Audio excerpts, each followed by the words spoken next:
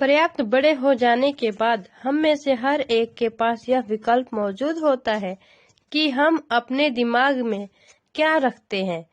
आप सारा दिन MTV देख सकते हैं या गोल्फ मैगजीन्स पढ़ सकते हैं या सिरेमिक्स की क्लास में जा सकते हैं या फाइनेंशियल प्लानिंग की क्लास में जा सकते हैं। विकल्प आप चुनते हैं। ज्यादातर लोग बस निवेश खरीदते हैं, परंतु इसके पहले निवेश के बारे में ज्ञान हासिल करने के लिए जरा भी पैसा खर्च नहीं करते। मेरी एक मित्र है जो एक अमीर महिला है। अभी हाल में उनके घर पर चोरी हो गई। चोर उनके घर से टीवी और VCR ले गए और किताबें जैसी की तैसी छोड़ गए। और हम सभी के पास इसी तरह के विकल्प मौजूद होते हैं।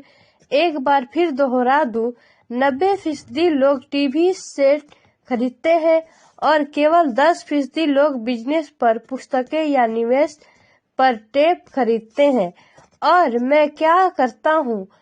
मैं सेमिनार में जाता हूँ। मैं ऐसे सेमिनारों को पसंद करता हूँ जो कम से कम 2 दिन लंबे हो, क्योंकि मैं विषय में पूरी तरह डूब जाना चाहता हूँ। 1973 में मैं टीवी देख रहा था और एक व्यक्ति मेरे घर आया। वह 3 दिन के सेमिनार का विज्ञापन कर रहा था कि किस तरह पैसा ना होते हुए भी रियल एस्टेट खरीदी जा सकती है। मैंने $385 खर्च किए और उस सेमिनार की शिक्षा मेरे इतने काम आए कि मैंने उससे कम से कम $20 लाख कमाए होंगे। परंतु इससे भी ज्यादा महत्वपूर्ण यह है कि इससे मुझे नया जीवन मिला। मुझे जिंदगी भर काम नहीं करना पड़ेगा और इसका कारण होगा वह एक सेमिनार। मैं हर साल कम से कम 2 ऐसे सेमिनारों में जाता हूँ। मैं ऑडियो टेप का भी प्रेमी हूँ, कारण मैं उन्हें तत्काल पीछे कर सकता हूँ। मैं पीटर लिंच के टेप को सुन रहा था और उन्होंने ऐसा कुछ कहा जिससे मैं पूरी तरह असहमत था। हठी और आलोचनात्मक होने के बजाय मैंने रिवाइंड बटन दबा दिया और उस 5 मिनट के टुकड़ों को कम से कम 20 बार सुना, शायद इससे भी ज्यादा बार। परंतु अचानक मेरे दिमाग को खुला रखने से मैं समझ गया कि उन्होंने वह बात क्यों कही थी। यह जादू की तरह था। ऐसे लगा कि मैंने हमारे समय के सबसे बड़े निवेशक के दिमाग की एक खिड़की खोल ली थी। उनके ज्ञान और अनुभव के विराट संसाधनों में मुझे बहुत ज्यादा गहराई और अंतर्दृष्टि मिली। इसका परिणाम यह हुआ कि मैं अब भी अपने पुराने तरीके से सोच सकता हूँ और मेरे पास उसी समस्या या स्थिति को देखने का पीटर का तरीका भी मौजूद होता है। मेरे पास एक विचार होने के बजाय 2 विचार होते हैं। किसी भी समस्या या प्रवृत्ति के विश्लेषण का एक और तरीका है जिसे जानना बहुमूल्य है। आज मैं अक्सर कहता हूँ, पीटर लिंच इसे किस तरह करेंगे, या डोनाल्ड ट्रंप या वॉरेन बुफे या जॉर्ज सोरोस। मेरे पास उनकी बृहद मानसिक ताकत तक पहुँचने का रास्ता यही है कि मैं उनकी कही हुई बातों को सुनूं या उनकी लिखी हुई बातों को पढूं।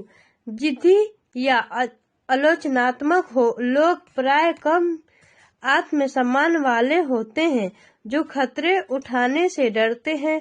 अगर आप कुछ नया सीखते हैं तो अपने सीखे हुए ज्ञान को पूरी तरह से समझने के लिए आपको कुछ गलतियां भी करनी पड़ती है। अगर आपने यहाँ तक पढ़ लिया है तो एक बात तो तय है कि आप जिद्दी नहीं हैं। जिद्दी लोग पुस्तकें कम ही पढ़ते हैं या टेप कम ही खरीदते हैं। उन्हें इनकी क्या जरूरत है? वे ब्रह्मांड के केंद्र बिंदु हैं। ऐसे बहुत से बुद्धिमान व्यक्ति होते हैं जिनके सामने कोई नया विचार आने पर वे वाद विवाद करने लगते हैं। अगर वह नया विचार उनके सोचने के तरीके से अलग होता है, इस प्रकरण में उनकी तथाकथित बुद्धि उनकी हठधर्मिता के साथ मिलकर अज्ञान बन जाती है। हम सभी ऐसे लोगों को जानते हैं जो उच्च शिक्षित हैं या जो मानते हैं कि वे बहुत स्मार्ट हैं, परंतु उनकी बैलेंस शीट एक अलग ही तस्वीर दिखाती है। जो व्यक्ति वास्तव में बुद्धिमान होता है वह नए विचारों का वह स्वागत करता है, क्योंकि नए विचार पहले के विचारों के साथ मिलकर अद्भुत संयोग कर सकते हैं। बोलने से ज्यादा महत्वपूर्ण है सुनना। अगर यह सही नहीं होता तो भगवान ने हमें 2 कान और 1 मुंह नहीं दिए होते। बहुत से लोग अपने मुंह से सोचते हैं और सुनते समय नए विचारों तथा संभावनाओं को समझने की कोशिश ही नहीं करते। सवाल पूछने के बजाय वे बहस करने लगते हैं। मैं अपनी दौलत के बारे में दीर्घकालीन दृष्टि रखता हूँ। मैं फटाफट अमीर बनने की मानसिकता में भरोसा नहीं करता, जो ज्यादातर लॉटरी खेलने वालों या कैसीनो के जुआरियों में पाई जाती है। मैं शेयर खरीद सकता हूँ, शेयर बेच सकता हूँ, परंतु मैं शिक्षा के मामले में दूरगामी विचार रखता हूँ। अगर आप एक हवाई जहाज उड़ाना चाहते हैं तो मैं आपको पहले इसे सीखने की सलाह देना चाहूँगा। मैं ऐसे लोगों को देखकर हमेशा स्तब्ध रह जाता हूँ जो स्टॉक या रियल एस्टेट खरीदते हैं, परंतु अपनी सबसे बड़ी दौलत में बिल्कुल निवेश नहीं करते जो उनका दिमाग है। केवल 1 या 2 घर खरीद लेने से आप रियल एस्टेट के क्षेत्र में विशेषज्ञ नहीं बन जाते।